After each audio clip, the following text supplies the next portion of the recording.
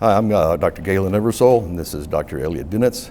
We're here to talk about nutritional genetics, nutritional genetic testing, and dietary planning.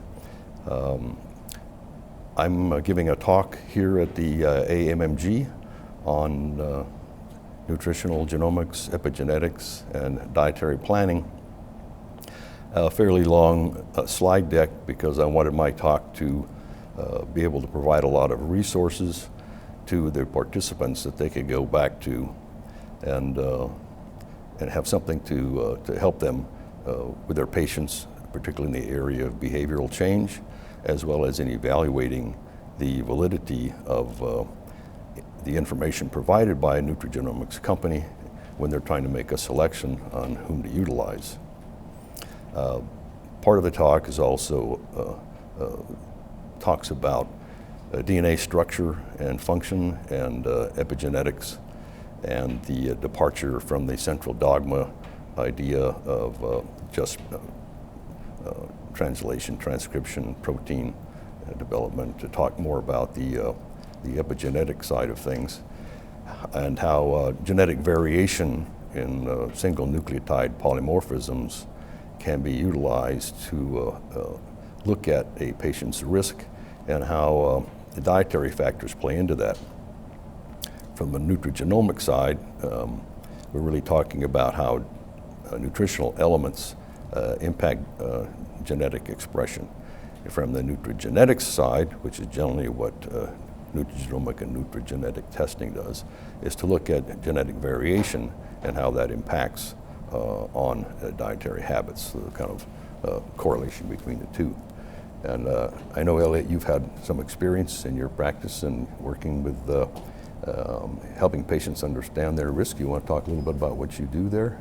Sure. I'm Dr. Elliot Dinetz, as he mentioned, and in our practice, which is primarily a primary care integrative medicine focused practice, a lot of lifestyle medicine, we like to get people on the same level as the doctor where they understand what they're doing to themselves as well as what could be going wrong, right? And understanding that goes to genetic level.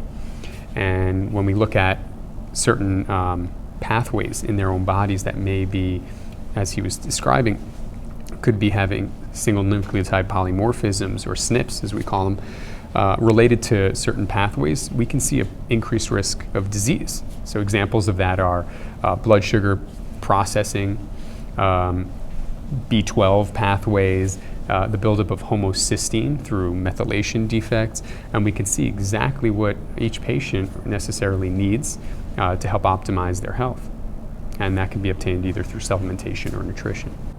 Well, Elliot, do you find that having a nutrigenetic tool like that helps with getting your patients to comply? That seems to be one of the biggest problems we have in this field, is getting patients to, I shouldn't use the word comply, but to be engaged in their own health. 100%. As a matter of fact, when people see that right in front of them, that, hey, this is not a physician telling them what to do in sort of a patriarchal field that we're in, or dictating to them what they should do or not do. This is actually showing them, it's flipping the table and saying, this is you. This is what your body needs. And I find that as far as their compliance and acknowledgement to what needs to happen is second to none, really. Yeah. I think that the nutrigenetic testing is a wonderful and nascent tool. I think it's just beginning.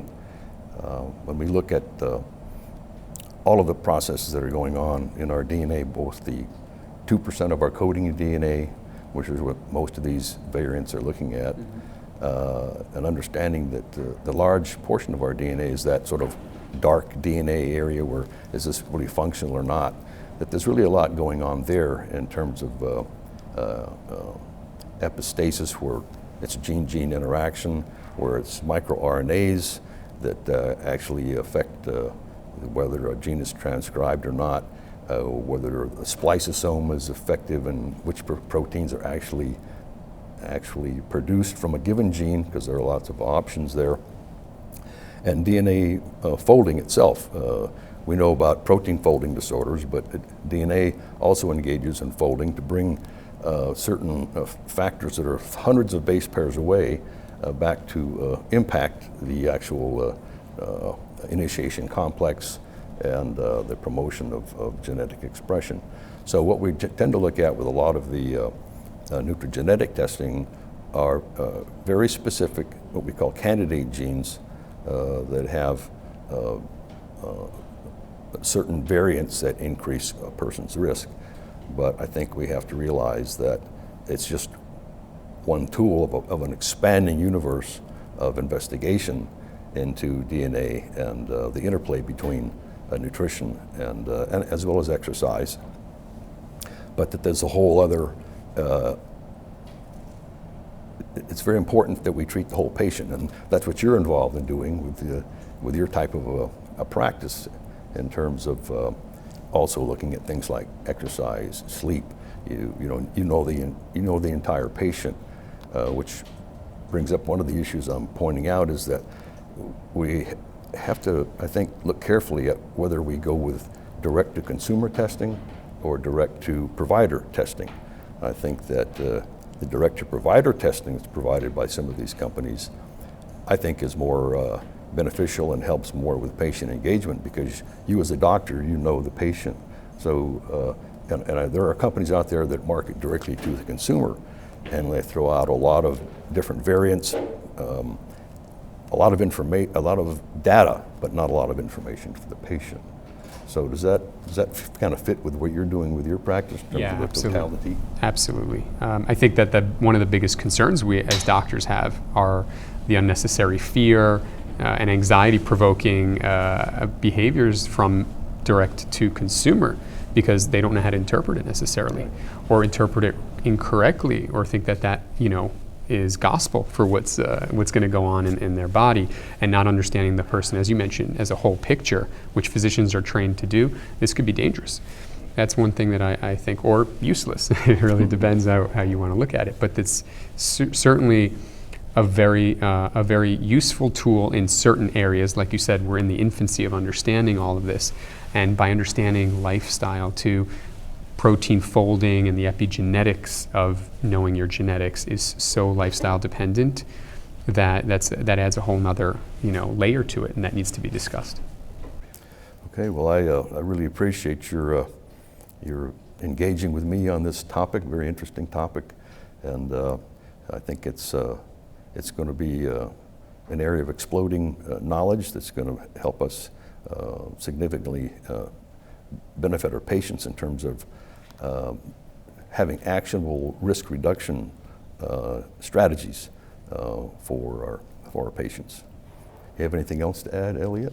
No, I think that this is certainly the beginning, or as I call it, the 21st century of medicine. Really understanding physiology of disease through genetics, of course, as we learn, but also in engaging patients to kind of change lifestyle, which is something that's more new. Well, thank you, Elliot. Appreciate Thank you. a good conversation. Thank you.